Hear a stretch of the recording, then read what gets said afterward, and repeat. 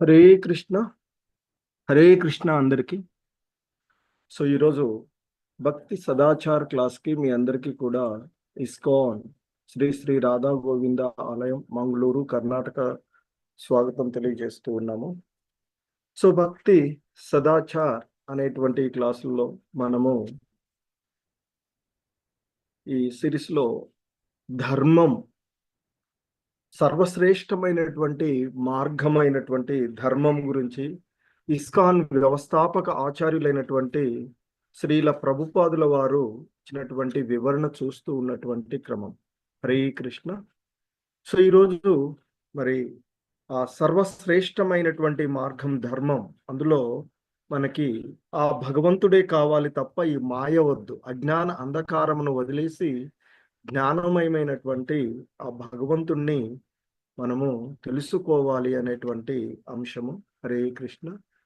ఓం అజ్ఞానతిమిరాంధస్య జ్ఞానాంజనశలాకయా చక్షుర్మిలితం యేన తస్మై శ్రీ గురవే నమః. నమో ఓం విష్ణుపాదాయ కృష్ణప్రేష్టాయ భూతలే శ్రీమతే భక్తి వేదాంత స్వామినితి నామినే. నమస్తే సారస్వతే దేవే గౌరవాణి ప్రచారిణే నిర్విశేష శూన్యవాది పాశ్చాత్యదేశ తారిణే. हे कृष्णा करुणा सिंधो दीनबंधो जगत्पते गोपेश गोपिका कांत राधा कांत नमोस्तुते. तप्त कांचन गौरांगी राधे वृंदावनेश्वरी वृषभानुसुते देवी प्रणमामि हरे प्रिये. वाञ्छाकल्पतरुभ्यश्च कृपा सिन्धुभ्य एव च पतितानां पावनेभ्यो वैष्णवेभ्यो नमो नमः. जय श्री कृष्ण चैतन्य प्रभु नित्यानंद श्री अद्वैत गदाधर सादि गौर भक्त वृंद. हरे कृष्णा कृष्ण कृष्ण हरे हरे, हरे राम राम राम हरे हरे. हरे कृष्णा कृष्ण कृष्ण हरे हरे, हरे राम राम राम हरे हरे. हरे कृष्ण. ఈ ధర్మం అంటే ఏమిటి అనేటువంటిది చూసాము. మరి ఆ ధర్మంలో మనము ఆ భగవంతుని గురించి తెలుసుకొని ఆ భగవంతునికి సంబంధించినటువంటి అంశాల్లో ఆ భగవంతుని మన యొక్క స్వధర్మం భగవంతుని యొక్క సేవ చేయటమే మన స్వధర్మంగా మనకి పూర్వ ఆచార్యుల ద్వారా తెలుసుకున్నటువంటి విషయం. ఈ క్రమంలో పూర్వపు క్లాసులో మనం ఆ దేవాది దేవుడైనటువంటి భగవంతుని పట్ల ప్రేమపూర్వకమైనటువంటి ఆ భక్తియుత సేవ కలగజేసేటువంటిదే మానవుల యొక్క పరమ వృత్తి, అదే ధర్మము అంటూ చెప్పినటువంటి అంశాన్ని మనము చూసాము పూర్వపు క్లాసులో. మరి పరిపూర్ణమైనటువంటి ఆత్మ సంతృప్తి కొరకు మరి ఆ విధమైనటువంటి భక్తియుత సేవను నిరుహేతుక అవరోధ రహితమైగా ఆ సేవలు చేస్తూ ఉండాలి అనేటువంటి విషయాన్ని సూత గోస్వాముల వారు నైమిషారణ్యంలో వివరించినటువంటి ఆ అంశాన్ని మనము తెలుసుకున్నాము. అలాగే శ్రీమద్ భాగవతంలోనే మరి ఉత్తమమైనటువంటి ధర్మం లేదా మతానికి సంబంధించినటువంటి నిర్వచనం కూడా చూసాము. ఏ మతం ద్వారానైతే అంటే ఏ ధర్మం ద్వారానైతే భగవద్భక్తిని భగవత్ ప్రేమను పెంచుకోగలుగుతుందో అదే ఉత్తమమైనటువంటి ధర్మము లేదా మతం అని మరి చెప్పబడినటువంటి అంశాన్ని కూడా మనం చూసాం. ఆ క్రమంలోనే చైతన్య మహాప్రభుల వారు మరి భగవంతుణ్ణి ఎలా సేవించాలో అనేటువంటి ఆయన చెప్తారు. ఓ గోవింద, నేను నిన్ను చూడలేకపోతున్న కారణము ప్రతి క్షణము నాకు ఒక యుగంలా అనిపిస్తూ ఉంటుంది అంటూ శిక్ష ఆయన శిక్షాష్టకంలో మనకిచ్చినటువంటి అంశాన్ని కూడా గుర్తు చేసుకుని చూసినటువంటి ఆ క్రమంలోనే ఇంకా రూపగోస్వాముల వారు ఉపదేశ అమృతంలో ఇచ్చినటువంటి మరి 4 రకాలైనటువంటి ప్రేమ లక్షణాలను కూడా మనము ఆ, అందులో చూసినటువంటివి. మరి ఈరోజు ఈ క్లాసులో మనము ఆ భగవంతుణ్ణి సేవించాలి తప్ప మాయా బంధనంలో చిక్కుకోకూడదు. అంటే అజ్ఞాన అంధకారంలో ఉండకూడదు. అందుకే చెప్తారు, ఎక్కడ కృష్ణుడు ఉంటే అక్కడ అజ్ఞానము ఉండదు. కనుక అది మనము ఆ భగవంతుణ్ణి సేవిస్తూ ఉన్నట్లయితే మనలో ఉన్నటువంటి అజ్ఞాన అంధకారం తొలగిపోతూ ఉంటుంది.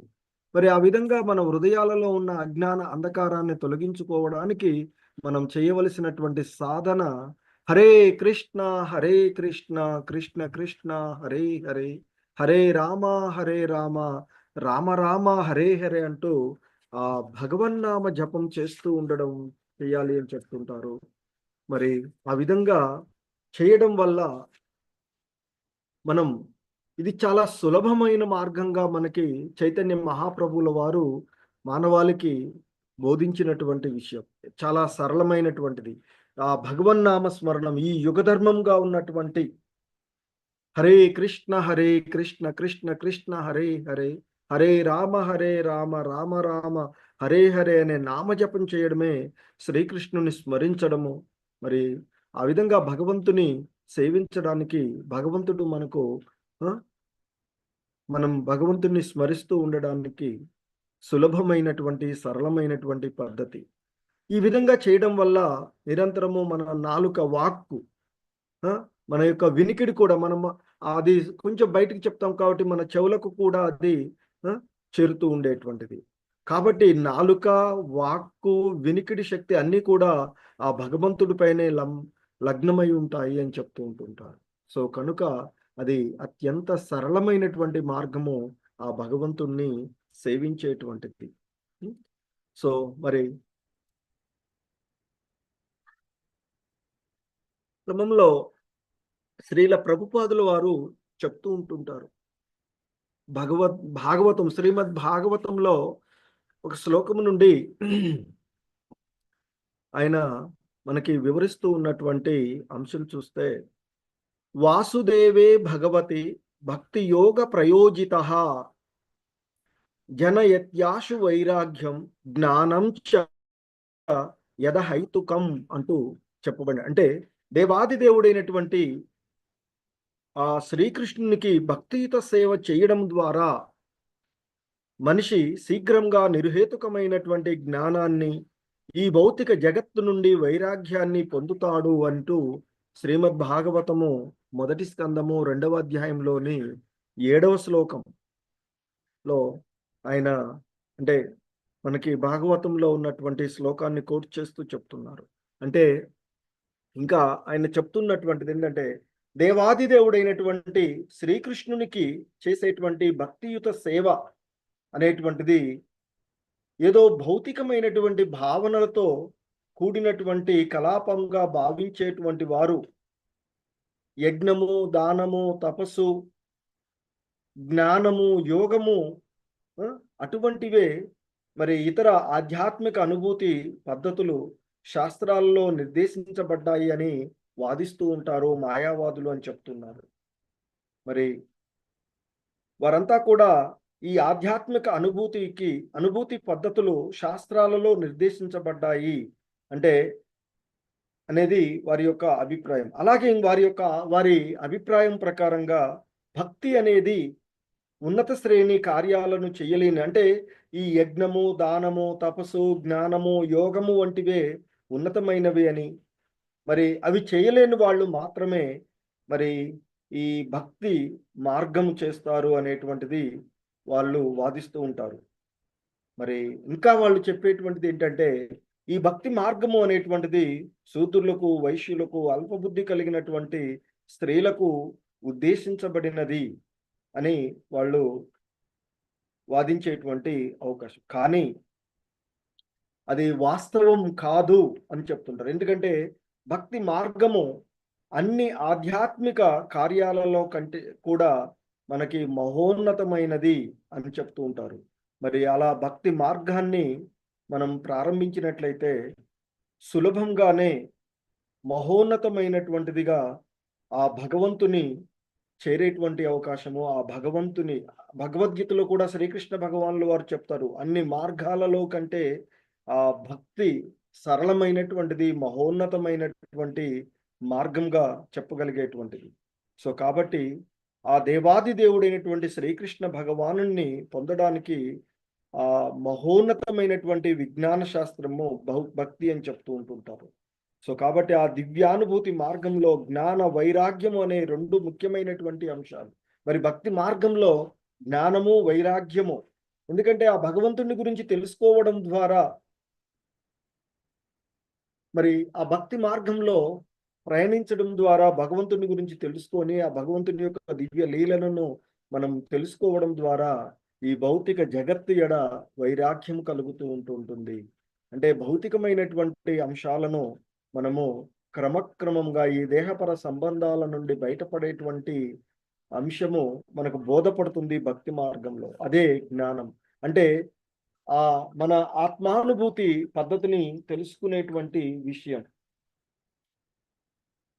తెలుసుకొని మరి నిజమైనటువంటి జ్ఞానాన్ని పొందడము, ఆ జ్ఞానము ద్వారా మరి వైరాగ్యము, అంటే ఈ భౌతికమైన వైరాగ్యము అంటే ఇక్కడ ఈ ఇంద్రియ భోగ వాంఛల నుండి దూరంగా ఉండడము అని చెప్తూ ఉంటుంటారు.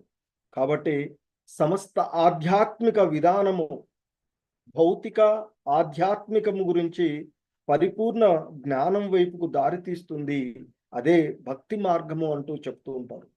అటువంటి ఆ పరిపూర్ణమైనటువంటి జ్ఞానము ఫలితం ఏంటి అంటే మానవుడికి భౌతిక ఆసక్తి నుండి వైరాగ్యాన్ని పెంపొందించి ఆధ్యాత్మిక కర్మల వైపుకు, అంటే భక్తి వైపుకు ఆ జీవుడిని అది పయనించే విధంగా చేస్తూ ఉంటుంది. అదే నిజమైనటువంటి ధర్మము, మన ధర్మం మనం చేయవలసినది. ఎందుకంటే నిరంతరము ఆ భగవంతుని యొక్క ధ్యాసలో ఉండి ఆ భగవంతునికి సేవ చేయడమే మన యొక్క స్వధర్మంగా చెప్పబడుతూ ఉండేటువంటిది. సో కనుక మరి ఈ భౌతిక విషయాల నుండి వైరాగ్యం పొందడము అంటే అల్ప జ్ఞానము కలిగిన కొందరు తలిచే విధంగా పూర్తిగా క్రియారహితము కావడం కాదు. మరి వైరాగ్యము అంటే అన్నీ వదిలేసి ఉండడము, అన్నిటి నుండి అనాసక్తులై ఉండడము అనేటువంటి భావనగా కొంతమంది చెప్తూ ఉంటుంటారు. అది కాదు అనేటువంటి విషయాన్ని కూడా మనకి ఇక్కడ చాలా క్లియర్గా తెలియచేస్తూ ఉన్నటువంటి అంశము చూస్తూ ఉంటాం. ఎందుకంటే మరి భౌతికమైనటువంటి అంటే వాటి నుండి వైరాగ్యం పొందడం అంటే అల్ప జ్ఞానం కలిగినటువంటి వాళ్ళు చెప్పినట్లుగా పూర్తిగా ఏదీ చేయకుండా ఇక నేను అన్ని పరిపూర్ణ చేశాను అని వైరాగ్యం, సన్యాసం అంటుంటాం. సో ఏమీ చేయడం కాదు అని చెప్తారు. ఎందుకంటే నైష్కర్మ్యం అంటే మంచి ఫలితాలను కానీ చెడు ఫలితాలను కానీ తయారు చేయనట్టి కార్యం.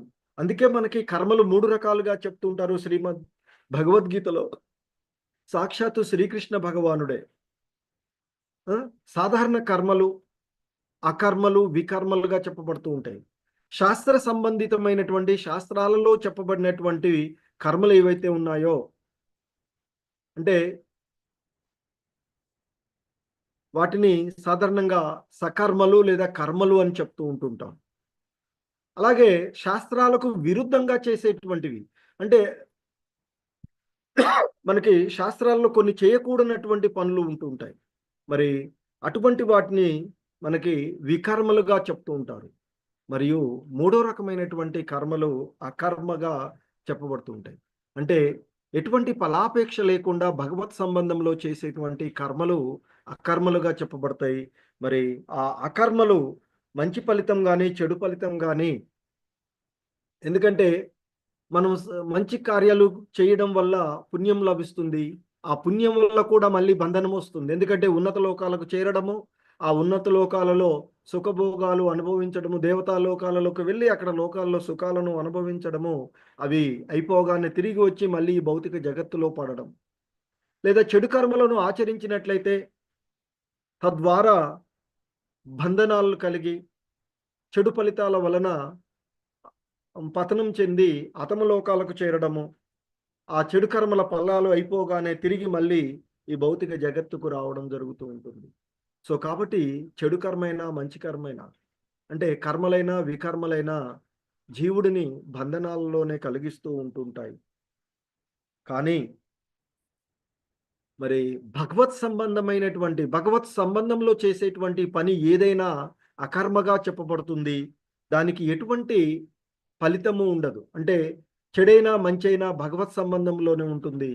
తద్వారా జీవుడు వైరాగ్యాన్ని పొంది అంటే ఈ భవబంధనాల నుండి విముక్తి కలిగి జనన మరణాలకు అతీతంగా ఉండేటువంటి ఆ భగవద్ధామాన్ని చేరుకునేటువంటి ఆ, అవకాశం ఉంటుంది అని చెప్తూ ఉంటుంటారు.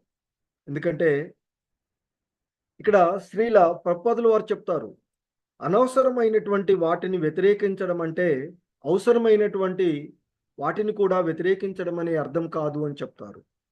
అలాగే మరి ఇక్కడ వివిధ భౌతిక రూపాల నుండి వైరాగ్యం పొందడము అంటే అన్ని వాస్తవమైనటువంటి రూపానుభూతి వాటిని కూడా తిరస్కరించడం కాదు అని చెప్తారు. వాస్తవమైనటువంటి రూపానుభూతి కొరకే భక్తి మార్గము ఉద్దేశించబడింది అని కూడా చెప్తూ ఉంటారు. ఎందుకంటే భక్తి మార్గంలో భగవంతుని యొక్క రూపాన్ని నిరంతరము స్మరిస్తూ ఆ శ్రీ విగ్రహాలను ఏర్పాటు చేసుకొని మరి ఆ భగవంతునికి సేవ చేయడంలో నిమగ్నమై ఉంటూ ఉంటుంది. కాబట్టి మరి అసలైన రూపానికి చేసేటువంటి వాస్తవమైనటువంటి సేవతో కూడినటువంటి భక్తి మార్గాన్ని పెంచుకోవడం ద్వారా మనిషి సహజంగానే ఈ అల్పమైనటువంటి విషయాలు ఇంతకుముందు కూడా మనం చర్చించుకున్నాం. ఏదైనా ఒక ఉన్నతమైనటువంటి విషయాన్ని మనం పొందినట్లయితే అల్పమైనటువంటి విషయాలను నుండి వైరాగ్యాన్ని మనము పొందుతాము. అంటే వాటిని వదిలివేయగలుగుతూ ఉంటుంటాం. ఈ అల్ప విషయాలను వదిలేస్తూ ఉంటుంటాం. సో కనుకనే ఉన్నతమైనటువంటి విషయాలను మనం ఎప్పుడైతే పొందుతూ ఉంటామో అంటే ఇక్కడ మరి ఈ భక్తిలో అనుభూతి పొందినప్పుడు మరి వాస్తవమైనటువంటి సేవతో కూడినటువంటి భక్తి మార్గాన్ని పెంపొందించుకోవడం ద్వారా మనిషి సహజంగానే అల్ప విషయాల పట్ల అంటే ఈ భౌతికమైనటువంటి విషయాల పట్ల వైరాగ్యాన్ని పొందుతాడు అని చెప్తారు. మరి అదేవిధంగా భక్తి మార్గము జీవుడి యొక్క పరమధర్మమైనటువంటి కారణంగానే ప్రతి మనిషి కూడా ఈ భౌతిక ఇంద్రియ భోగము నుండి దూరం అవ్వాలి. అదే భక్తి మార్గంలో కలిగేటువంటిది. కాబట్టి ఆ విశుద్ధ భక్తికి చిహ్నం కూడా అదే అని చెప్తూ ఉంటారు. ఎందుకంటే భక్తిలో క్రమక్రమంగా పురోభివృద్ధి చెందుతూ ఉన్నప్పుడు భగవంతుని పైన శ్రద్ధ పెరుగుతుంది. భౌతిక విషయాలపైన అనాసక్తి కూడా కలుగుతూ ఉండేటువంటి విషయాన్ని మనము గమనించవచ్చు. సో కనుకనే అదే విశుద్ధమైనటువంటి భక్తికి చిహ్నంగా చెప్తూ ఉంటారు శ్రీల ప్రభుపాదుల వారు వివరిస్తున్నటువంటి అంశాలలో. అలాగే ఇంకా చెప్తూ ఉంటారు, మూర్ఖుడు గాని అల్పశక్తుల సేవలో నెలకొన్నవాడు గాని వివిధ విలువలకు ప్రాధాన్యత ఇచ్చేవాడు గాని కాదు. ఎందుకంటే మరి కేవలము భగవంతుని యొక్క అనుగ్రహంతోనే నిజంగా ఇది జరుగుతూ ఉంది అని, ఆ విశుద్ధమైనటువంటి భక్తిలో నిమగ్నమైనటువంటి మనిషే జ్ఞానము వైరాగ్యము వంటి సమస్తమైనటువంటి సద్గుణాలను కలిగి ఉంటాడు, అంతేకాని ఇతరులు కాదు అనేటువంటి విషయాలు. అంటే భక్తి ద్వారానే జ్ఞానము వైరాగ్యము వంటి మంచి సద్గుణాలు కలుగుతాయి అని చెప్తుంటాం. కేవలము జ్ఞానము వైరాగ్యము కలిగి ఉన్న వ్యక్తి భక్తి పరిచయం లేకపోవచ్చు. భక్తి మానవునికి పరమోన్నతమైనటువంటి ధర్మము అని చెప్తున్నారు. కొంతమంది జ్ఞానం ఉంటూ ఉంటుంది, కొంతమంది వైరాగ్యం ఉంటూ ఉంటుంది. అంత మాత్రాన అతడు భగవత్ సేవలో నిమగ్నం అవ్వకపోతే అది వ్యర్థమైనటువంటిది. సో కాబట్టి మరి భక్తిలో నిమగ్నమైనటువంటి వాడు ఈ రెండింటినీ పొందుతాడు. అదే జీవుడి యొక్క పరమోన్నతమైనటువంటి ధర్మము అని చెప్తారు. అలాగే భక్తియుతమైనటువంటి సేవలో నిమగ్నమైనటువంటి వారు అంటే భక్తి సాధన నుండి వచ్చేటువంటి జ్ఞానము ఏంటి మరి అంటే మనం చూస్తే నేనెవరిని అనే ప్రశ్నకు సమాధానం చెప్పేందుకు మనల్ని సమర్థులను చేస్తుంది. సో అదే భగవద్గీతలో 2వ అధ్యాయం ప్రారంభంలోనే మనకి శ్రీకృష్ణ భగవానుల వారు అర్జునుడికి బోధిస్తూ ఉంటుంటారు. ఓ అర్జున, ఈ దేహ సంబంధమైనటువంటి విషయాల పడిన ఆసక్తిని పెంచుకోవడం ద్వారానే నీకు ఈ విధమైనటువంటి ఆలోచన కలుగుతుంది. కానీ నువ్వెవరినో చంపుతానంటున్నావు, ఎవరో చనిపోతారు అని అంటున్నావు. వారెవరూ కూడా ఆ, చనిపోయి ఈ దేహం మాత్రమే నశించిపోయేటువంటిది. ఈ యుద్ధంలో కాకపోయినా తర్వాత అయినా అది నశించిపోయేటువంటిదే. కానీ ఆత్మ అనేటువంటిది శాశ్వతము అంటూ ఆత్మతత్వాన్ని బోధిస్తారు శ్రీకృష్ణ భగవానుల వారు. సో మరి ఇక్కడ అదే చెప్తున్నారు శ్రీల ప్రభుపాదుల వారు. భక్తి సాధన నుండి వచ్చేటువంటి జ్ఞానము నేను ఎవరిని, హూ యామ్ అనేటువంటి దాన్ని తెలియచేసేటువంటిది అనే ఇక్కడ మనకి దాంట్లో ఆ విధమైనటువంటి జ్ఞానాన్ని పొందడంలో మనల్ని సమర్థులను చేస్తుంది అని చెప్తారు. ఎందుకంటే బద్ధ జీవనంలో ఉన్నటువంటి కారణంగా మనం పశువులలాగా మన రోజులను అజ్ఞానంలో గడిపేస్తూ ఉంటాము, కానీ జ్ఞానంలో కాదు. ఎందుకంటే మరి ఈ సృష్టిలో ఉండేటువంటి 84 లక్షల జీవజాతులు మనకి చెప్తారు. ఈ పురాణాల్లో చెప్పబడినటువంటి 84 లక్షల రకాలైనటువంటి జీవజాతులు ఉంటాయి. అందులో 80 లక్షల రకాలు అల్ప జీవజాతులు ఉండేటువంటివి, 4 లక్షల రకాలైనటువంటి మానవులుగా ఉండేటువంటివి. మరి ఆ 80 లక్షల అల్పజీవ జాతుల గుండా ప్రయాణించిన తర్వాతే మానవ జన్మ లభిస్తూ ఉంటుంది. మరి అటువంటి మహోన్నతమైనటువంటి మానవ జన్మను సద్వినియోగపరచుకోవాలి. మానవుల యొక్క ధర్మాన్ని కూడా మనం తెలుసుకోవాలి. అంతేకాని ఈ భవబంధనాలలో చిక్కుకొని బద్ధ జీవనంలో పశువులలాగా రోజులు గడిపించడం కాదు అని చెప్తారు. అలా గడిపినట్లయితే మరి మనం జ్ఞానంలో ఉన్నట్లు కాదు, అజ్ఞానంలో ఉన్నట్లే అని చెప్తారు. ఎందుకంటే పశువులకు ఆత్మజ్ఞానం ఉండదు. పశువులు ఏంటంటే ఈ దేహమే నేను అనుకుంటూ, కుక్కలు, పిల్లులు, నక్కలు ఏవైనా కానీ ఈ దేహం నేననేటువంటి భావనలో ఆ దేహ అవసరాలను తీర్చుకోవడానికే పగులు రాత్రంతా పనిచేస్తూ ఉంటాయి. అదే అజ్ఞానము అని చెప్తుంటారు. కానీ మరి మానవ జన్మ పొందినటువంటి ఈ 84 లక్షల రకాలలో ఓన్లీ 4 లక్షల రకాలు మాత్రమే మానవులుగా ఉండేటువంటి వాళ్ళు.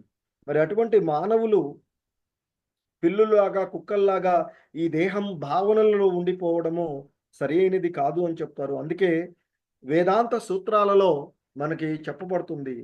అతతో బ్రహ్మ జిజ్ఞాస అంటే మానవ జన్మను పొందినందుకు మనిషి తప్పకుండా పరతత్వమును గురించి విచారణ చెయ్యాలి. అంటే ఈ దేహం అంటే ఏమిటి, ఆత్మ అంటే ఏమిటి, పరమాత్మ అంటే ఏమిటి, దేహానికి ఆత్మకు పరమాత్మకు ఉన్న సంబంధం ఏమిటి అనేటువంటిది తెలుసుకోవాలి అని చెప్తారు. అదే దివ్య జ్ఞానము, అదే విజ్ఞానము, తెలుసుకోవాల్సిన జ్ఞానం కూడాను. ఎందుకంటే అనేక సంవత్సరాలు ఈ 84 లక్షల రకాలైనటువంటి జీవజాతులలో 80 లక్షల రకాల అల్పజీవజాతుల గుండా ప్రయాణించిన తర్వాతే మానవ జన్మ లభిస్తుంది అని చెప్తారు. మరి అలా మరి లభించినటువంటి ఈ జన్మ ఎందుకంటే పిల్లులు కుక్కల్లాగా జీవిస్తూ తినడము, నిద్రపోవడము, రక్షణ చేసుకోవడము, మైథునంలో పాల్గొనడం ఇవన్నీ కూడా కామన్గా మనకు జంతువులకు ఉండేటువంటివి. ఎందుకంటే జంతువులు కూడా తింటూ ఉంటాయి, నిద్రపోతూ ఉంటాయి, తనను తాను రక్షించుకోవడానికి ప్రయత్నం చేస్తూ ఉంటాయి, మైథునంలో పాల్గొని ఇతర జీవులను ఉత్పత్తి చేస్తూ ఉంటాయి. కానీ మానవ జన్మలో ఈ దేహ అవసరాలు మాత్రము మానవులకు, జంతువులకు సమానంగానే ఉండేవి. కానీ మానవ జన్మకు ఉన్నటువంటి ప్రత్యేకమైనటువంటి సౌకర్యము, జీవిత విలువ ఏమిటి, జీవిత సమస్యలు ఏమిటి, ఆ సమస్యలకు పరిష్కారం చూపే విధానం ఏమిటి అనే అవగాహనకు మనిషి యోగ్యుడై ఉంటాడు. అదే భగవద్గీతలో, అదే మన జీవన విధానము, మానవాళి జీవన విధానము అని చెప్తాం భగవద్గీత.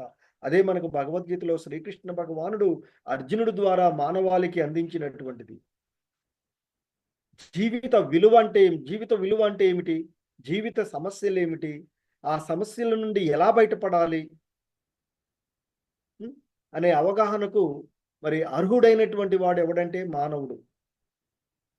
అదే మానవ జన్మ గాని దేహావసరాలను తీర్చుకునేటువంటి కష్టించి పనిచేస్తే లాగా జంతువులు రాగా రోజులు గడిపివేయడం కాదు అని చెప్తూ ఉంటుంటారు. సో, కాబట్టి మానవుల యొక్క ధర్మంగా భక్తియుతమైనటువంటి సేవలో నిమగ్నం అవ్వడమే మన ధర్మంగా మనకి ఇక్కడ చెప్పబడుతూ ఉన్నటువంటి అంశం.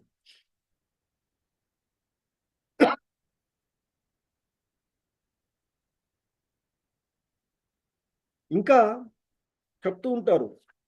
మరి జంతువులలాగా హీనమైనటువంటి జీవితాన్ని గురించి శాస్త్రాలు పదే పదే హెచ్చరిస్తూ ఉంటాయి. అయినా మనం ఇంకా దాంట్లోనే ఉండిపోతూ ఉంటాం. ఎందుకంటే మనకి వృషభదేవుడు శ్రీమద్ భాగవతంలో తెలియచేసినటువంటి నాయం దేహ భాజాం నురులోకే కష్టాన్ కామ నరహతే విడ్భుజాం అంటే మలభక్షణ చేసే పందులలాగా ఎంతో కష్టంతో ఇంద్రియాలను సంతృప్తి పరచుకోవడానికి మానవ జన్మ ఉద్దేశించబడలేదు అని ఆయన తెలియచేసినటువంటి. ఇంకా చెప్తుంటారు. మరి వాస్తవాన్ని స్త్రీల ప్రపాదుల వారు వివరణలో ఇస్తూ ఉంటారు. ఊళ్ళో ఉండే పంది రేయింబవళ్ళు వెతుకుతూ అతి నికృష్టమైనటువంటి మలాన్ని తింటూ ఉంటుంది. కేవలము ఆహారాన్ని సంపాదించడానికే రేయింబవళ్ళు కష్టపడవలసి వచ్చే ఆ నామమాత్ర నాగరికత మానవులను తయారు చేసుకుంటే ఆ నాగరికతలో వారి జీవితాలు పంది జీవితానికి ఏమాత్రము తీసిపోవు.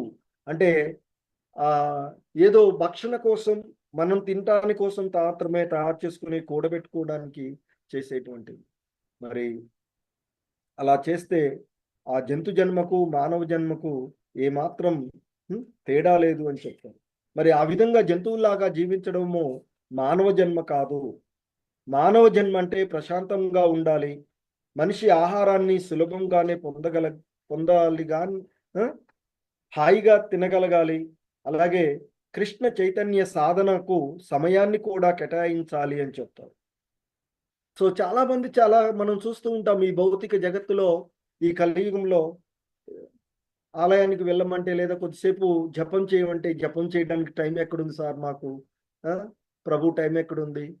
మేము ఎంతో కష్టపడి ఏదో చేస్తూ ఉన్నాము అని చెప్తూ ఉంటాం. ఎంతెంతో సమయం వృధా చేస్తూ ఉంటాం. కానీ మనకు అందుకే ఇక్కడ చెప్తూ ఉంటారు. శ్రీల ప్రభుపాదుల వారు చెప్తున్నారు వివరణలో, మానవ జన్మ చాలా ప్రశాంతంగా ఉండాలి. మనిషి ఆహారాన్ని సులభంగానే పొందగలగాలి. హాయిగా తినగలగాలి. కృష్ణ చైతన్య సమయాన్ని కూడా కేటాయించుకోగలగాలి. అదే మానవ జన్మ. కానీ పిల్లుల్లాగా, కుక్కల్లాగా, పందుల్లాగా నాగరికతను తయారు చేసుకుంటే మనం కేవలం తినడానికి, పడుకోవడానికి, సంభోగించుకోవడానికి, రక్షించుకోవడానికే రెయిన్బోలు పనిచేసేటువంటి అవకాశాన్ని కృష్ణుడు మనకు ఇస్తాడు అని చెప్తారు. ఎందుకంటే భగవద్గీతలో చెప్తారు, ఎవరెవరు ఏ ఏ విధాలుగా నన్ను అర్చిస్తే, ఏ విధాలుగా కోరుకుంటే అవి నేను ఇస్తాను అని చెప్తారు. మరి జనులు కోరుకునేది అదే కాబట్టి ఇప్పుడు అదే పరిస్థితి నెలకొని ఉన్నది అని ఈ కలియుగంలో ఉన్నటువంటి పరిస్థితులకు చెప్తూ ఉన్నారు. ఇంకా ఆయన చెప్తారు మనకి, ఈ ప్రపంచంలో దేనికి అంటే కొరత లేదు. అంటే నిజానికి ఆహార కొరత అనేదే లేదు అని చెప్తారు. ఎందుకంటే మనం దాచిపెట్టుకోవడం వల్లే జరుగుతుంది. ఇంకా ఒక రకంగా చెప్పాలంటే పక్షులు, పశువులు చాలా నయం. వాటికి కావలసినంతే అవి కూడబెట్టుకుంటూ ఉంటుంటాయి. రోడ్డు మనం ఇంతకుముందు కూడా చూసుకుంటాం. మనకి రోడ్డు మీద ఏదైనా కనిపిస్తే జంతువులు గానీ, పక్షులు గానీ వాటి కడుపుకి కావాల్సినంత తిని వదిలేసి వెళ్ళిపోతాయి. అదే మానవుడికి కనపడితే తనకు కావాల్సిందే కాకుండా మిగతా మొత్తాన్ని కూడా పట్టుకొని వచ్చేస్తాడు ఇంటికి. సో మరి ఇక్కడ చెప్తూ ఉన్నటువంటి నిజానికి ఆహార కొరత లేనే లేదు. కృష్ణుడు ఎంతటి దయామయుడంటే ప్రతి ఒక్కరికి కావలసినటువంటి దాన్ని అందిస్తూ ఉంటుంటాడు. ఎందుకంటే ఇది అతడు చెప్తాడు, కోటాను కోట్ల జీవులకు ఆహారాన్ని పెడుతూ ఉన్నాడు అనేటువంటిది. ప్రపంచవ్యాప్తంగా కోటాను కోట్ల పక్షులు ఉన్నాయి. వాటికి ఆహారాన్ని మరి ఎవడిస్తున్నాడు? శ్రీకృష్ణుడే వాటికి ఆహారాన్ని పెడుతూ ఉన్నటువంటిది. అంటే అధిక జనాభా కానీ, ఆహార కొరత కానీ ప్రపంచంలోని నిజమైన సమస్యలు కావు. భగవత్ చైతన్యము కొరతే అసలైన సమస్య. అంటే మనం ఎవరము, మన ధర్మం ఏంటి అనేది తెలుసుకోకపోవడమే నిజమైనటువంటి కొరత అనేటువంటి విషయాన్ని ఆయన మనకిక్కడ తెలియచేస్తూ ఉన్నటువంటిది. ఎందుకంటే మరి ఆ భగవత్ చైతన్యం కొరత కారణంగానే జనులు కష్టాలకు పాలవుతూ ఉన్నారు. ఇది దేహ అవసరాలను నిర్లక్ష్యం చేయమని చెప్పడం కాదు. అంటే మరి భక్తియుతమైన సేవలో నిమగ్నమవ్వమంటే ఈ దేహ అవసరాలను వదిలివేయమనడం కాదు అని కూడా చెప్తూ ఉన్నారు. ఎందుకంటే భగవంతునికి సేవ చేసుకోవాలంటే ఈ దేహం కూడా జాగ్రత్తగానే ఉండాలి గదా! హెల్తీగానే ఉండాలి కదా! కాబట్టి అవసరానికి కావలసిన వాటిని తీర్చుకోవాల్సిందే అని చెప్తారు. దేహ అవసరాలను తీర్చుకోవడంలోనే తనములకులై ఉండకూడదు. హ్మ్. సో, మనం ఆత్మస్వరూపులము. ఆత్మకు దాని అవసరాలు కూడా ఉంటాయి. ఎందుకంటే భగవద్గీతలో మనం చెప్పుకుంటాము అక్కడ. ఏంటంటే పంజరంలో ఉన్నటువంటి పక్షి పంజరానికి మెరుగులు పెడుతూ ఆ పంజరంలో ఉన్నటువంటి పక్షిని వదిలేస్తే అది దాని పరిస్థితి ఎలా ఉంటుందో కూడా చూస్తాం. కాబట్టి మరి భాగవతంలో చెప్తూ ఉన్నట్లుగా జ్ఞాన వైరాగ్యాలు పెంపొందించినప్పుడు ఆ అవసరాలను మనం తీర్చుకోగలుగుతాము అని చెప్తారు. జ్ఞానం లేకుండా వైరాగ్యము లభించదు. ఆ! నేను ఈ దేహాన్ని కాదు అని అర్థం చేసుకోవడమే నిజమైన జ్ఞానము. దేహాలము కామని అర్థం చేసుకోగానే ఇంద్రియ భోగము అవసరం లేదని కూడా మనకి అర్థమైపోతుంది.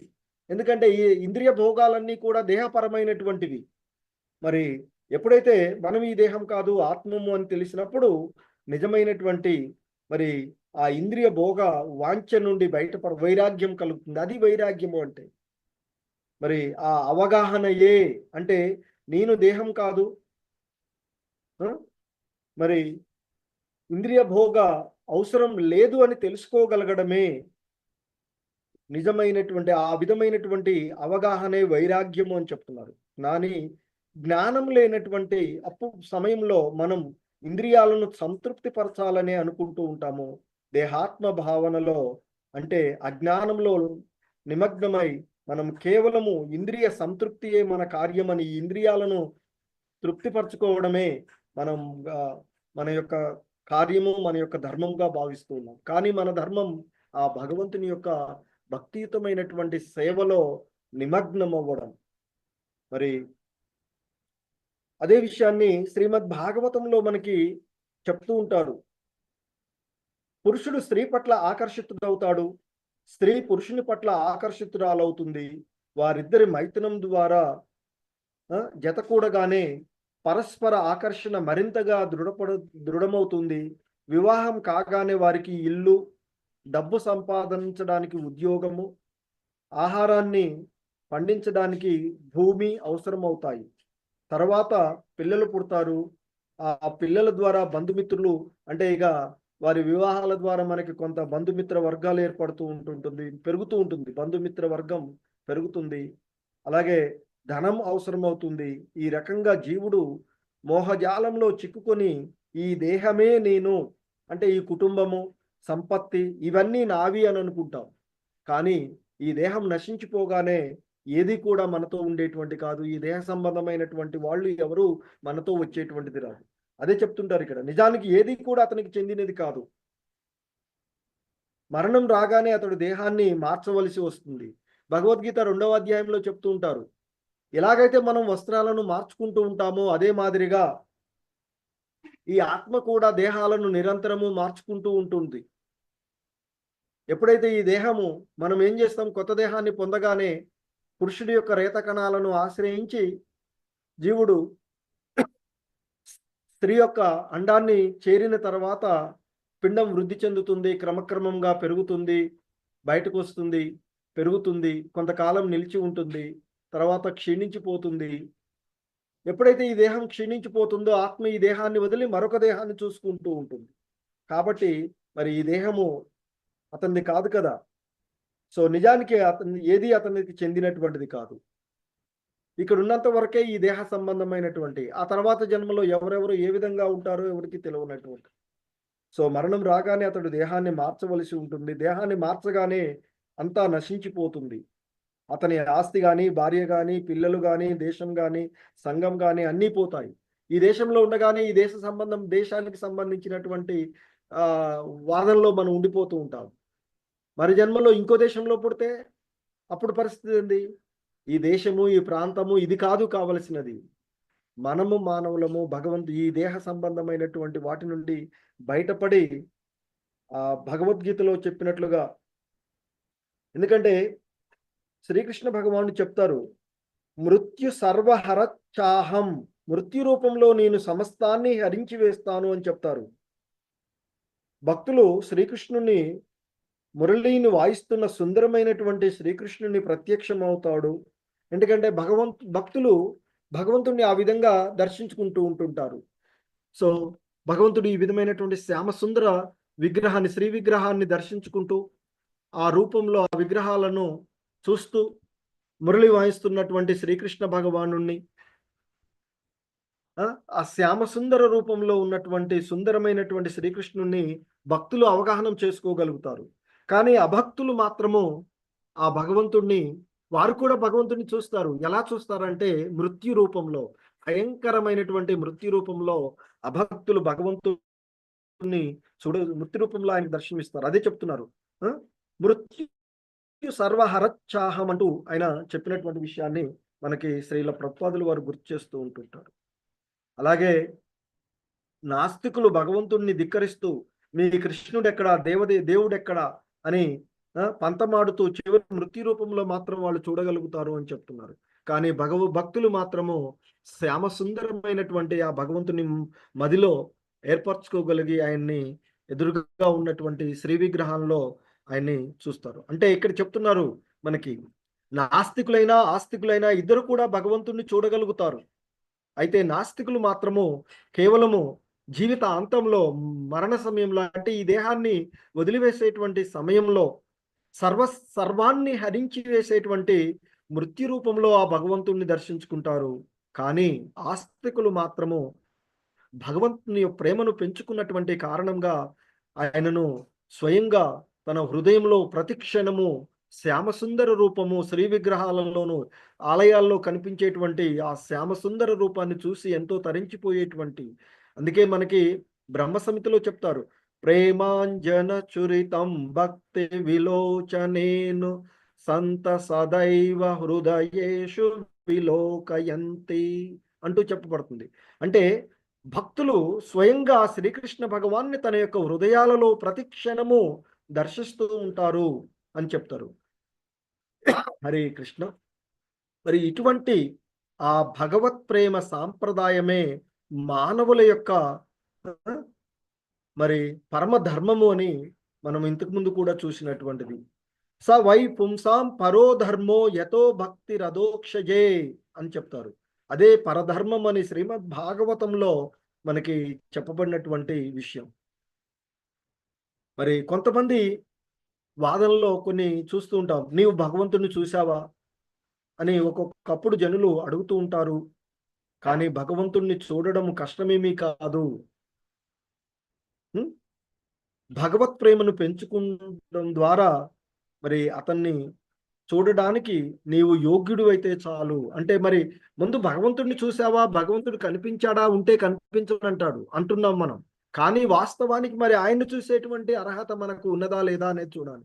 ఎందుకంటే భగవద్గీత మీరు విని ఉంటే 11వ అధ్యాయంలో అర్జునుడు అంటాడు, 10వ అధ్యాయంలో ఆయన యొక్క విభూతులను గురించి చెప్పిన తర్వాత, నీవు చెప్పినవన్నీ విన్న తర్వాత, సర్వజనుల గురించి నీవు చెప్పిన తర్వాత నాలో కలిగిన మోహమంతా తొలగిపోయింది కృష్ణ. నీవే దేవదేవుడవు, నీవే పరంధాముడవు అంటూ తెలుసుకుని, అయినా ఇంకా నీవు ఈ విశ్వంలో ఏ ఏ రూపాలలో ఉన్నావో చూడాలని ఉంది, నీ యొక్క విశ్వరూపాన్ని నాకు దర్శించవయ్యా అంటూ అడుగుతాడు. ఆ క్రమంలో అడిగినాక కూడా ఇంకా అంటాడు మళ్ళీ, మరి నీ యొక్క విశ్వరూపాన్ని దర్శించగలిగే అర్హత నాకు ఉంది అని అనుకుంటే నీ యొక్క విశ్వరూపాన్ని నాకు దర్శించవయ్యా అని అడుగుతాడు. అది భక్తుడి యొక్క లక్షణం. కానీ అభక్తులు ఏం చేస్తారు, భగవంతుడు ఉన్నాడా, ఉంటే కనిపించమను అని మాట్లాడతాం. కానీ మనకు ఆ అర్హత ఉండాలి కదా. ముందు ఆ అర్హతను మనం పెంపొందించుకోవాలంటే భక్తియుతమైనటువంటి మార్గంలో కృష్ణ చైతన్యంలో ఉండాలి అని చెప్తున్నారు. మరి ఆ కృష్ణ చైతన్యాన్ని వృద్ధి చేసుకున్నప్పుడు ఆ భగవంతుణ్ణి చూడగలిగేటువంటి అర్హత మనకి లభిస్తూ ఉంటుంది అని చెప్తుంటుంటారు.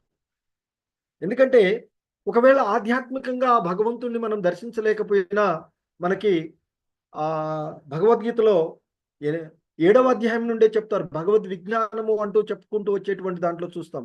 భగవంతుణ్ణి మనం మన హృదయంలో నిరంతరము నిలుపుకోలేనటువంటి స్థితిలో మనం, ఎందుకంటే మన మనసు చంచలమైనటువంటిది, ఏదేదో ఆలోచనలు ఏవో వస్తూ ఉంటుంటాయి. సో కనుక ఆయన ముందుగా మనకు భౌతికంగా 7వ అధ్యాయంలో చెప్తారు. ఏంటి మనకి రసోహమప్సు కౌంతేయ అంటూ చెప్తారు. అంటే నేను నీటిలో రుచిని అర్జున అని చెప్తారు. అంటే మంచినీళ్లు తాగేటప్పుడు మనం ఆ నీటి రుచిని కృష్ణుడు అని గుర్తు చేసుకోగలిగితే కృష్ణుని చూడగలుగుతాము అని చెప్తారు శ్రీల ప్రభుపాదుల వారు. ఇందులో కష్టమేముంది? అలాగే శ్రీకృష్ణుడే ఇంకా చెప్తారు. ప్రభాస్మి శశి సూర్యహో అంటూ చెప్తారు. నేను సూర్యచంద్రుల కాంతిని అని చెప్తారు. మరి మంచినీళ్లు తాగుతున్నప్పుడు శ్రీకృష్ణుడే ఆ రుచి అని మనం మర్చిపోయి నా సూర్యచంద్రుల కాంతి అతడే అని గుర్తు చేసుకోవడం ద్వారానైనా ఆ భగవంతుణ్ణి చూడగలుగుతారు అని చెప్తారు. అందుకే మరి మీరు భగవంతుణ్ణి చూశారా అని జనులు అడిగినప్పుడు చూశాను అని మనం చెప్పడంలో సా ఎటువంటి కష్టం లేదు. సూర్యకాంతిని కృష్ణుడని ఆయనే చెప్పారు కదా, కాబట్టి ఆ విధంగా భగవంతుణ్ణి గురించి మనము చెప్పవచ్చు అని చెప్తూ ఉన్నారు. సో మరి ఇంకా కృష్ణుడి గురించి కీర్తించినప్పుడు కృష్ణుడిని చూస్తూ ఉన్నారు. కృష్ణుడి గురించి ఆలోచిస్తున్నప్పుడు కృష్ణుడినే చూస్తూ ఉంటారు. ఇదే భగవంతుడిని చూసే పద్ధతి అని చెప్తారు. ఎందుకంటే ఆ భగవంతుని యొక్క దివ్యమైనటువంటి లీలలను, గుణగణాలను కీర్తించడం ద్వారా కూడా నిరంతరము ఆ భగవంతుడు, అంతేకాని అన్ని వదిలేసేదో చేయడం అని కాదు. ఆయన గురించి ధ్యానిస్తూ ఉండేటువంటి నామజపం చేస్తే, కృష్ణుడి గురించి ఆలోచిస్తే, కృష్ణుని పూజిస్తే, కృష్ణుని ఎంతో కొంత సేవ చేస్తే, కృష్ణునికి సమయాన్ని సమర్పిస్తే ఆ కృష్ణుడిని సర్వదా 24 గంటలు మనం చూడగలుగుతాము. అదే భక్తి యోగము అని చెప్తుంటారు. కృష్ణ చైతన్యంలో మరి ఈ ఇస్కాన్ ద్వారా ఉండే ఈ నియమాలను పాటిస్తూ కృష్ణుడి కొరకే వంట చేసుకుంటూ, కృష్ణుడి కొరకే నాట్యం చేస్తూ, కృష్ణుడి కొరకే పాడుతూ, కృష్ణుడి గురించే మాట్లాడుతూ ప్రపంచమంతటా ఇస్కాన్ సంస్థలను మేము స్థాపించాము అని చెప్తారు శ్రీకృష్ణుడు మనకి శ్రీల ప్రభుపాదుల వారు. మరి ఇంకా ఆయన చెప్తున్నారు మనకెందుకంటే వాసుదేవే భగవతి భక్తి యోగ ప్రయోజిత, అంటే ఈ రకంగా కృష్ణ చైతన్యాన్ని సాధన చేస్తే కలిగే ఫలితమే మరి జన యత్యాశు వైరాగ్య జ్ఞానం చ యదహైతుకం, అతి శీఘ్రమే మీరు జ్ఞానాన్ని వైరాగ్యాన్ని పొందగలుగుతారు అని చెప్తారు. అలాగే మనకి అష్టాంగ యోగ విధానంలో తెలియచేయబడినటువంటి అంశాలు చూసినట్లయితే మనకి ఆ అష్టాంగ యోగ విధానంలో యమ అంటే నిర్దేశాలు, నియమ అంటే నియమాలు, తర్వాత యమ నియమ ఆసన, అలాగే ప్రాణాయామ, ప్రత్యాహార, ధారణ, ధ్యాన, సమాధి అనేటువంటి పద్ధతి ద్వారా కూడా యోగులు ఈ భౌతిక జగత్తు నుండి వైరాగ్యాన్ని పొందడానికి ఎంతో కష్టంతో ప్రయత్నం చేస్తూ ఉంటారు. అదే అష్టాంగ యోగ పద్ధతి. దీని లక్ష్యం ఏమిటి అంటే జగత్తు పట్ల వైరాగ్యము. మరి అదే వైరాగ్యము సరళమైనటువంటి భక్తి యోగం ద్వారానే లభ్యమవుతుంది అని చెప్తూ మనకి చివరిలో చెప్తారు భగవద్గీతలో, యోగినామపి సర్వేషాం మద్గతే నాంతరాత్మన శ్రద్ధావాన్ భజతే యో మాం సమే యుక్తతమో మతః అంటూ, అత్యంత శ్రద్ధతో సర్వదా నాయందు కట్టుబడి ఉండేవాడు, తన యందు నన్నే స్మరించేవాడు, నాకు దివ్యమైన ప్రేమయుత సేవ చేసేవాడు అయిన యోగులందరిలో నాతో అత్యంత సన్నిహితంగా యోగంలో జతకూడినట్టి వాడు, అందరిలో అతడే ఉన్నతుడు అని కూడా శ్రీకృష్ణ భగవానులు వారు తన యొక్క అభిప్రాయాన్ని చెప్తారు. కనుకనే శ్రీకృష్ణునే నిరంతరము తలిచేవాడు ఉత్తమమైన యోగి అని చెప్తారు. అదే హరే కృష్ణ కృష్ణ కృష్ణ హరే హరే, హరే రామ రామ రామ హరే హరే అనేటువంటి ఆ నామ జపం సరళమైనటువంటి మార్గము అని చెప్తారు. ఉం? మరి అలాగే ఇంకా భగవద్గీతలోనే చెప్పబడినట్లుగా భోగైశ్వర ప్రసక్తానాం తయాపహృత చేతసాం వ్యవసాయాత్మిక బుద్ధి సమాధౌ న విధీయతే. అంటే భౌతిక భోగానికి ఐశ్వర్యానికి అతిగా ఆసక్తులైన వారు సమాధిని అంటే కృష్ణ చైతన్యంలో లగ్నం కావడాన్ని సాధించలేరు. భౌతిక భోగం ఐశ్వర్యం తమకు ఆనందాన్ని కలిగిస్తాయి అనుకుంటారు కాబట్టి వారు ఆ, అపహృత చేతస మోహితులైన వారు అని చెప్పబడతారు. కానీ మరి భక్తి యోగాన్ని సాధన చేస్తే వైరాగ్యం సహజంగానే వస్తుంది.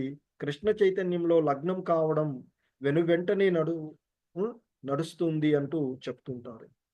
మరి ఆ విధంగా కృష్ణ చైతన్యంలో నిమగ్నమై మరి మరి ఆ కృష్ణ చైతన్యంలో నిమగ్నమై ఆ భగవంతుని యొక్క సేవ చేసుకోవడానికి ఎక్కడోకో వెళ్ళాల్సిన అవసరం లేదు, ఇంట్లోనే కూడా చేసుకోవచ్చు అని చెప్తూ ఉంటారు శ్రీల ప్రభుపాదుల వారు. ఎందుకంటే మనం ఇంట్లో ఏం చేస్తూ ఉన్నా, అందుకని ఆయన ఇక్కడ చెప్తున్నటువంటి మరి ఆ భగవంతుని శ్రీకృష్ణుని ఆ, ప్రతి కుటుంబంలో ఆ వాసుదేవుడు అంటే శ్రీకృష్ణుణ్ణి అర్చించవచ్చు. వారు శ్రీకృష్ణుని శ్రీ విగ్రహాన్ని లేదా ఫోటోని ఇంట్లో పెట్టుకుని పూజ చేసుకోవచ్చు. ఉదాహరణకు ప్రతి ఒక్కడూ భోజనం చేయడానికి వంట చేసుకుంటాడు కాబట్టి కృష్ణుడి కొరకు చక్కని శాకాహారాన్ని వండి దానిని శ్రీకృష్ణుని శ్రీమూర్తికి లేదా ఫోటోకు నైవేద్యం పెట్టి ఆ తర్వాత దాన్ని ప్రసాద రూపంలో తీసుకోవచ్చు. అదే భక్తి యోగం అని చెప్తారు. మరి శ్రీ విగ్రహాన్ని కేవలం మందిరంలోనే ప్రతిష్ఠించాలనేది లేదు, ఇంట్లో కూడా ఆ, ఎంతో ఎందుకు ప్రతిష్ఠించుకోకూడదు అని చెప్తారు. శ్రీకృష్ణుడు విరాట్ పురుషుడే, అతిపెద్ద స్వరూపమే అయినా ఆయన మన గదిలో చిన్న శ్రీ విగ్రహ రూపంలో కూడా రాయగలరు. ఎందుకంటే ఆయన అన్నింటికంటే ఘనమైనటువంటి వాడు, సూక్ష్మాతి సూక్ష్మమైనటువంటి వాడు అని కూడా భగవద్గీతలో చెప్పబడినటువంటిది. సో కనుకనే మరి అటువంటి ఆయన్ను ఎక్కడ సర్వము వ్యాపించి ఉన్నటువంటి ఆయన్ను మనం ఏ విధంగానైనా స్మరించుకోవచ్చు అని చెప్తారు. మరి ఈ మానవ జన్మలో ఈ అవకాశాన్ని, ఎందుకంటే కృష్ణ విజ్ఞానాన్ని తెలియచేసేటువంటి ఒక ప్రామాణికమైనటువంటి గురువు నిర్దేశంలో ప్రతి ఒక్కళ్ళు కూడా భక్తి యోగాన్ని సాధన చెయ్యాలి. మరి ఈ మానవ జన్మలో ఈ అవకాశాన్ని ఎవడూ కూడా వదిలివేసుకోకూడదు. ఆర్థికమైనటువంటి దరిద్రుడు అంటే భౌతికమైనటువంటి సంపదలు లేకపోవడం కాదు అని చెప్తారు. ఆధ్యాత్మికమైనటువంటి జ్ఞానం లేకపోవడమే నిజమైనటువంటి దరిద్రుడు అని చెప్తుంటారు. దివ్య జ్ఞానంలో దరిద్రుడైనటువంటి వాడే నిజమైనటువంటి దరిద్రుడు అని చెప్తారు. భౌతిక దారిద్ర్యం పెద్ద విషయమే కాదు అని చెప్తారు. అందుకు మనము చాలా మంది భక్తుల యొక్క ఉదాహరణ తీసుకోవచ్చు, సుధాముడు కానీ. సో కాబట్టి మరి ఈ భౌతిక దారిద్ర్యము పెద్ద విషయం ఏమీ కాదు, అది ఎలాగైనా వస్తుంది పోతుంది. అందుకే చెప్తారు భగవద్గీతలో 2వ అధ్యాయంలో కూడా మనకి ఈ సుఖదుఖాలు లాభ నష్టాలు మానవమానాలు అనేవి జీవితంలో వచ్చిపోతూ ఉంటాయి. ఎలాగైతే మన జీవిత కాలక్రమంలో చలికాలము ఎండాకాలము వచ్చిపోతూ ఉంటాయో అలాగే వచ్చిపోయేటువంటివి, వాటిని మనిషి తప్పక ఓర్చుకోవడం నేర్చుకోవాలి అని చెప్తారు. అందుకే తాం స్థితి శశ్వ భారత అంటూ అర్జునుడికి చెప్తారు ఆయన. సో కాబట్టి మనము ఆ ఈ భౌతికమైనటువంటి దరిద్రము ఒక చాలా చిన్న విషయంగా చెప్తారు. ఆధ్యాత్మిక విషయాలలో అవగాహన లేకపోవడమే నిజమైనటువంటి దారిద్ర్యము అని చెప్తూ ఉంటుంటారు. సో కనుక మనం జ్ఞానంలో వైరాగ్యంలో సంపన్నులం కావాలి. ఆ ఆసక్తి కారణంగానే ఇంతకాలం మనం మరి లౌకిక జీవన రీతిలో చిక్కుపడిపోతున్నాము. దీని నుండి బయటపడాలి. అజ్ఞానంలో గడిపివేస్తున్నాం. మరణం తర్వాత మరొక జన్మలోకి వేరొక దేహాన్ని పొందుతాము. అప్పుడు వేరే అధ్యాయం ప్రారంభమవుతూ ఉంటుంటుంది. అయినా దీని గురించి మనం ఎక్కువగా పట్టించుకోము. ఏంటంటే ఈ పునర్జన్మ విధానాన్ని ఏమాత్రం కూడా దాన్ని గంభీరంగా తీసుకోవడం లేదు ఈ మానవాళి అని చెప్తారు. ఏదైతే ఇది ఎంతో మంది చెప్తూ ఉంటాం. మరి ఏంది జనన మరణాల గురించి భాగవతంలో కపిల భగవానులు చెప్తారు. మరణం ఎంతటి భయంకరంగా ఉంటుంది అంటే ఒకేసారిగా కొన్ని లక్షల, దాదాపుగా 86 లక్షలకు ఎక్కువగా 86 లక్షలు సుమారు తేళ్లు ఒక్కసారిగా కుడితే కలిగే బాధలాగా ఉంటుందట మరణం. మరి అటువంటి ఆ మరణం కానీ, అలాగే జన్మ పరిస్థితులలో కూడా ఎంతో భయంకరంగా ఉంటూ ఉంటుంది. తల్లి గర్భంలో ఆ మలమూత్రాల కూపంలోనే జీవనం గడపవలసి వస్తూ ఉంటుంది. స్థానం అదే కదా తల్లి గర్భంలో ఉన్నప్పుడు. బయటకొచ్చేటప్పుడు ఎంతటి భయంకరంగా అంటే రివర్స్‌గా నెట్టివేయబడతాడు బయటికి. మరి అలాంటి పరిస్థితులలో వాటికి ఉన్న ఏవైతే అదయింది అని చాలా తేలికగా తీసుకుంటాము ఈ పునర్జన్మ విధానాలని. మరొక జన్మ కలిగినా పర్వాలేదు, ఏదైతే అదవుతుంది అనే భావనలో ఉంటారు. ఇది తెలివి తక్కువ పద్ధతే తప్ప తెలివైనటువంటి పద్ధతి కాదు అని చెప్తారు. ఎందుకంటే భగవద్గీతలోనే శ్రీకృష్ణ భగవానుడు అర్జునుడితో చెప్తారు. ఎందుకంటే అర్జునుడు కూడా చేసింది అదే మొదట్లో. నా గురువు గారు, మా పితామహుడైనటువంటి భీష్ముని, ద్రోణాచార్యులు పెద్దలు వాళ్ళంతా పెద్దలే కదా! వాళ్ళందరిని నేను ఎలా బాణాలతో ఎదుర్కోవాలి అంటూ చెప్తాడు. అప్పుడు శ్రీకృష్ణ భగవానుడు అంటాడు, అచోచ్యానన్వ శోషస్త్వం ప్రజ్ఞావాదాంచ భాససే. అర్జునా, నీవు ఒక పెద్ద పండితుడిలాగా మాట్లాడుతున్నావు. కానీ దేనిని గురించి అయితే మనిషి అతిగా ఆలోచించకూడదో అట్టి దేహం గురించే నీవు మాట్లాడుతున్నావు అంటూ ఆయన చెప్తారు కదా! ఎందుకంటే ఆయన అంటాడు అక్కడ, గతాసూన గత హరే కృష్ణ, గతాసూన గతాసూంచ నాను శోషంతి పండిత. నిజమైనటువంటి పండితులు ఈ దేహం గురించి కానీ మరీ ఎక్కువగా అక్కర చూపరు. కానీ మూర్ఖులు, దుర్మార్గులే ఈ దేహ సమస్యలతో కూరుకొని పోయి ఉంటారు. ఇదే జ్ఞానము అంటూ చెప్తారు. ఇంకా మనకి భగవద్గీతలోని చెప్తారు ఆయన, తేషాం సతత యుక్తానాం భజతాం ప్రీతిపూర్వకం దదామి బుద్ధి యోగంత ఏన మాపు యాంతి తే అంటూ, మీరు దేవదేవుడైనటువంటి శ్రీకృష్ణుని అంటే వాసుదేవుని భక్తియుత సేవలో నెలకొంటే మీ హృదయంలోనే ఉన్నట్టి. ఎందుకంటే ప్రతి ఒక్క జీవుల యొక్క హృదయాలలో హృదయస్థ పరమాత్ముడుగా ఆ వాసుదేవుడైనటువంటి శ్రీకృష్ణుడు ఉంటాడు. ఆయనే మనకి ఆ జ్ఞానాన్ని ప్రసాదిస్తాను అని చెప్తారు. కానీ అటువంటి సేవను కృష్ణ చైతన్య ఉద్యమంలో మేము బోధిస్తున్నటువంటి రీతిగా ప్రేమతోనూ శ్రద్ధతోనూ చేయవలసి ఉంటుంది.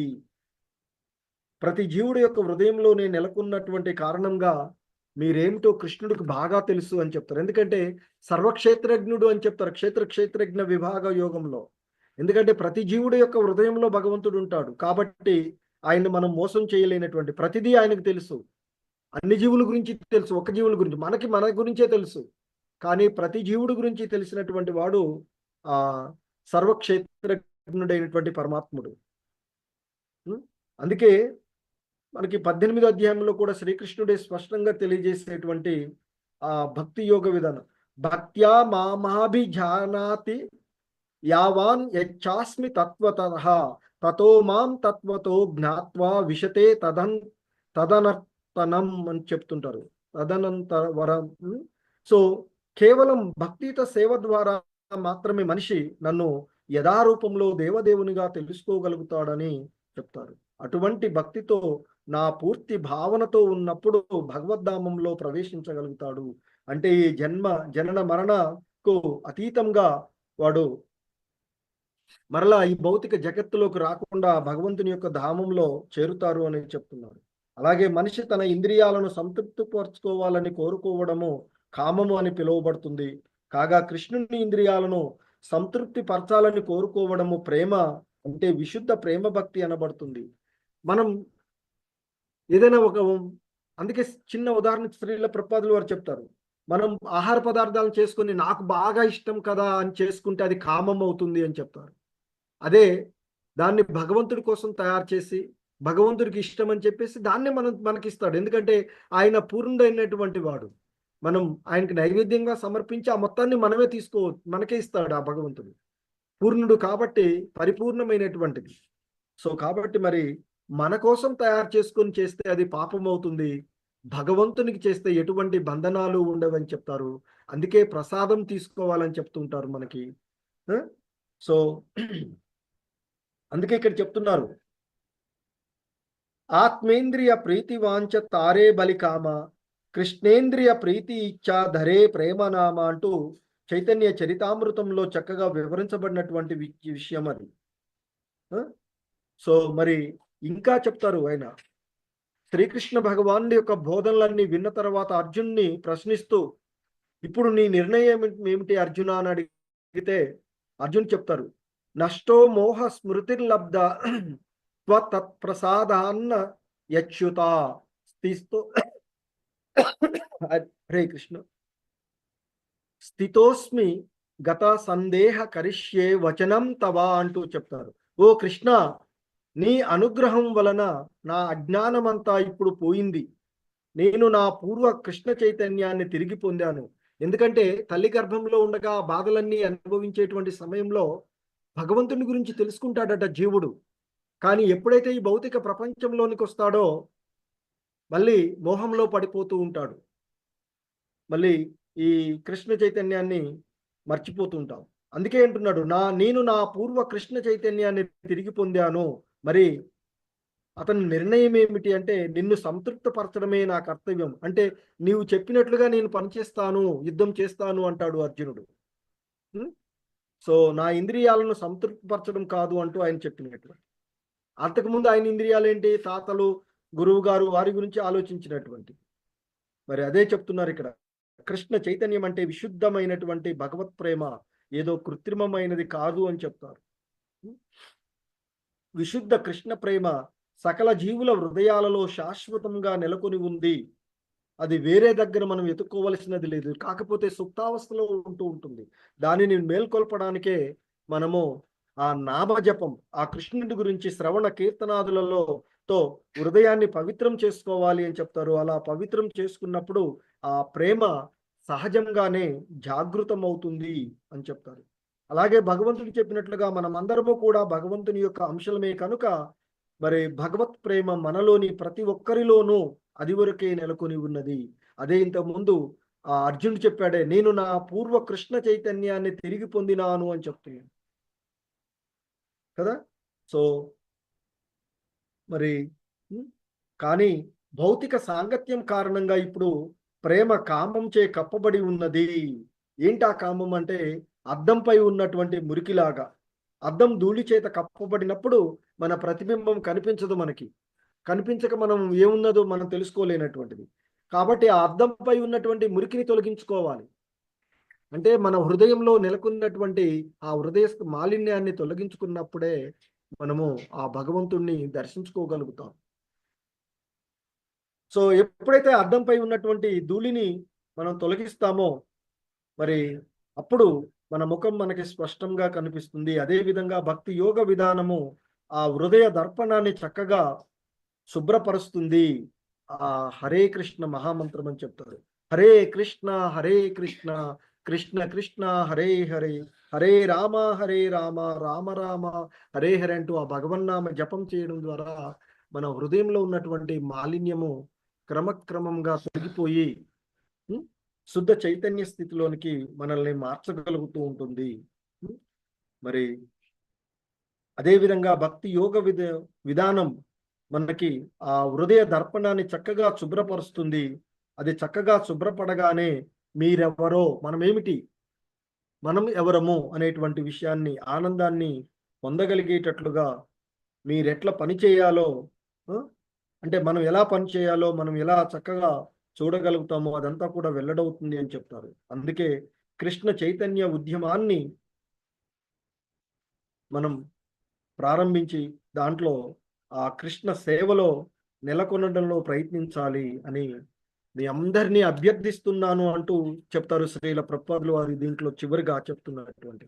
సో అందరికీ కూడా చెప్తున్నటువంటి, అందరినీ ఆయన అభ్యర్థిస్తున్నట్లుగా అందరినీ కూడా అభ్యర్థిస్తున్నాము. కృష్ణ చైతన్యంలో నిమగ్నం అవ్వండి, భగవన్నామ స్మరణ చేయండి. తద్వారా మనమేమిటో తెలుసుకొని మన విధి ఏంటో తెలుసుకోవడమే, మన ధర్మం ఏమిటి అనేటువంటిది మనం తెలుసుకోవచ్చు. హరే కృష్ణ. జగద్గురు శ్రీల ప్రభుపాద్ కీ జై.